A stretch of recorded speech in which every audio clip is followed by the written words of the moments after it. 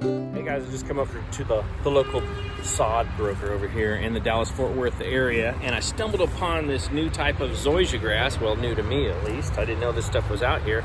Blade Runner Farms, they're the farm over there in Poteet, Texas that always kind of amazes me with the types of stuff that they show up with.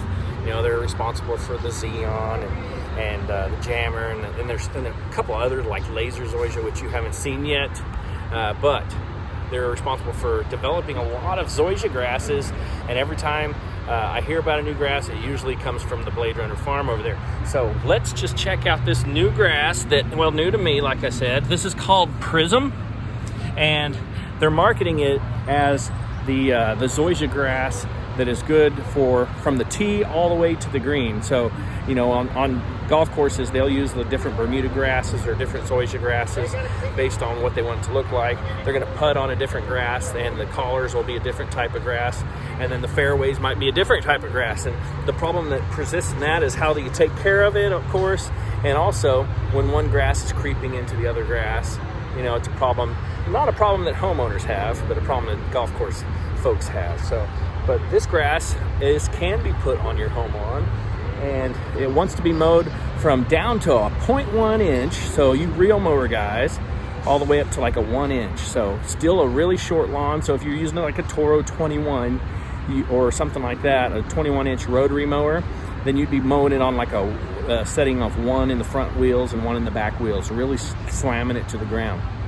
If you're doing it with a reel mower, of course, you can, you know, adjust even lower than that.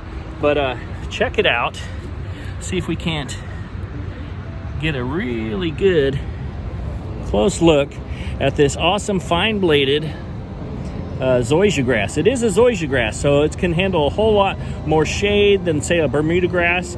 They're marketing this as needs at least 4 hours of sunlight, so a little bit more than, say, the Zeon grass or the Palisades, but this is an ultra dwarf kind of grass. So for those guys that want just the real high end, now I say Zeon is a real high end grass too, but this is a dwarf, super dwarf grass, and it looks freaking stinking awesome. There's another grass that's kind of nice and short called Trinity, actually that probably comes out of Blade Runner Farms as well.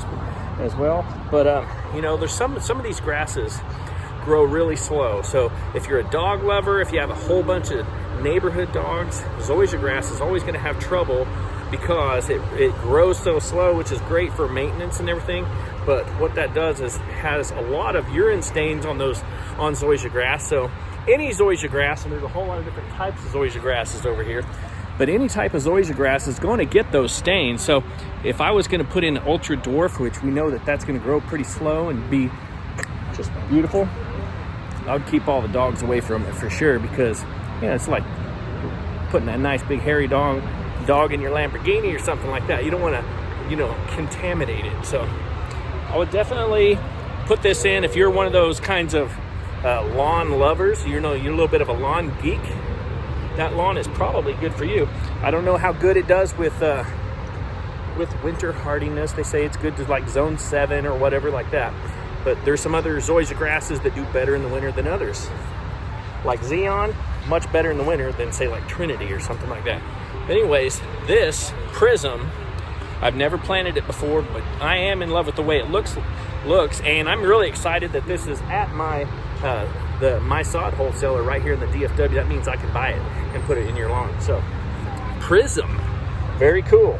They say it needs, like, you know, much less care than a Bermuda lawn, so you're gonna put less fertilizer down, all that kind of stuff. You're gonna mow less off. Well, I would never mow less often. I would mow more often, but you'll have less clippings. So whenever they say this lawn grows nice and slow, and you're thinking, oh, I can mow every 10 to 14 days. Shame, I know your name. Why not mow it twice a week and get it super thick and get it to look like just smooth green, like green concrete. Just get it like nice and thick, stripe it up a little bit. Go get yourself a reel mower and really just get the craziest, coolest lawn where people can walk by and they'll be like, you'll see them on your security cameras. Neighbors will come by, they'll be like, oh, that is real grass. I can't believe that's real grass. We gotta step up our game, because we'll never catch this guy.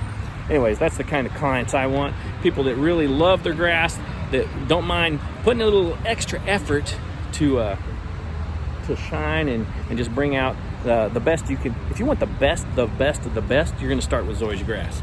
Anyways, I think this lawn is going to be right up there on the top with one of my favorites. My favorite Zoysia grass right now is Zeon Zoysia.